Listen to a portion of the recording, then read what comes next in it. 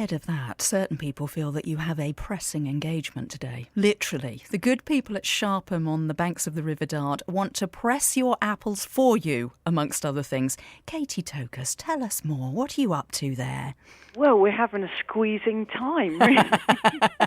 I've just come hot from the apple press where we've got a crowd of people gathered round really what looks like something from a medieval torture show. Oh my God, because they are incredible. Have you got one of those massive sort of wooden ones with all the prongs sticking out of it? One of those? It looks terrifying, but what it's doing is absolutely beautiful. It's fantastic. It's pressing fresh apples, and we've got loads of them, and it's pressing them into gorgeous juice right now. Oh my gosh, live as we speak at Sharpham. Live, and our gardener has just walked in, hot from the press. Actually. Oh my word, how's he looking? Exhausted? That's right, he's covered his flecked in apples, but he's all right, and he's happy to talk to you. Oh, lovely. And is it right that you're inviting people to bring apples of all kinds of varieties to you, and you will press them today? That's right.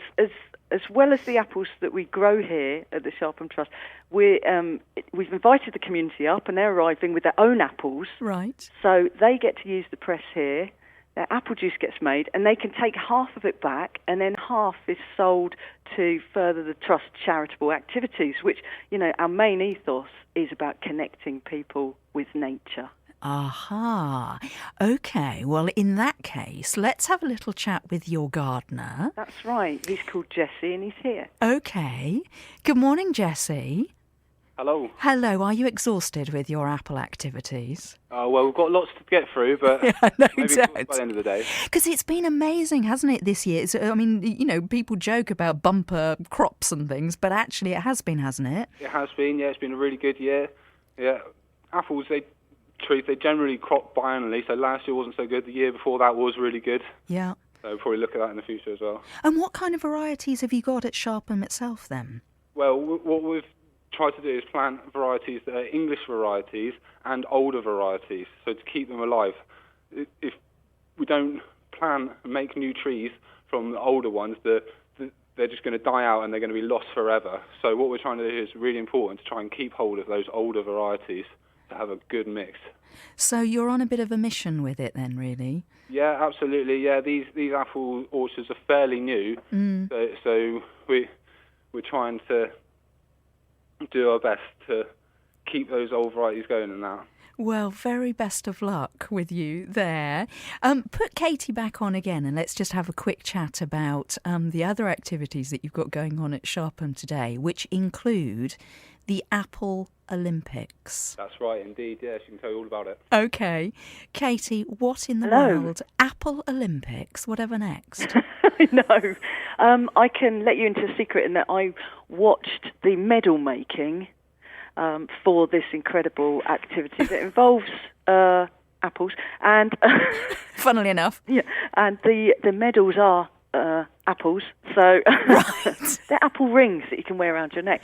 Yeah, there's apple rolling. I think there might be apple throwing safely, obviously. Yeah, of course. I'm not sure if there's an apple high jump, but if there isn't, I'm going to institute one next. Well, why not? Yeah. A kind of shot put, but with an apple.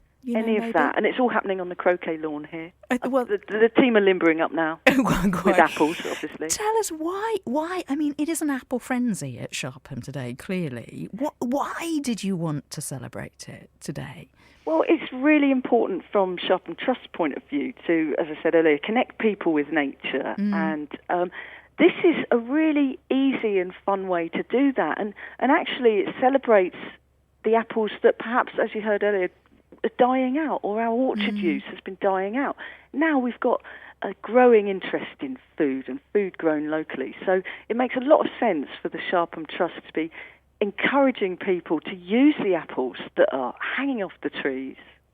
It's interesting, isn't it? Because they are present, of course, and you talked there a little bit about your hopes for the future with them, but they have quite a past as well. Let's talk to Sara Hurley, who's a storyteller who's also working at Sharpham today. And now her interest is in apple stories and apple folklore. Sara, tell us more. Why the folklore?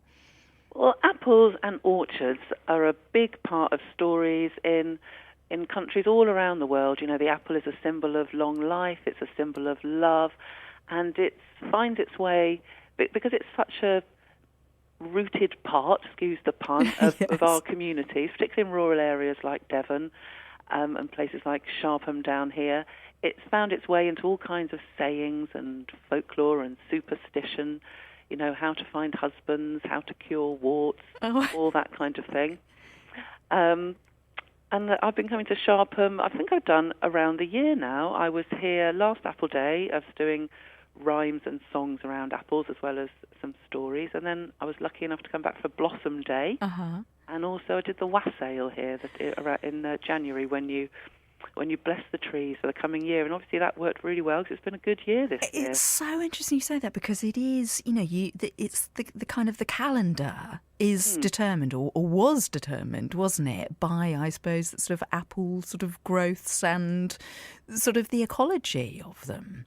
Yes, and I think what interests me is you've got that mixture of food and growing and plants and the horticultural side of things, but also where that links with the mythology and stories and the folklore.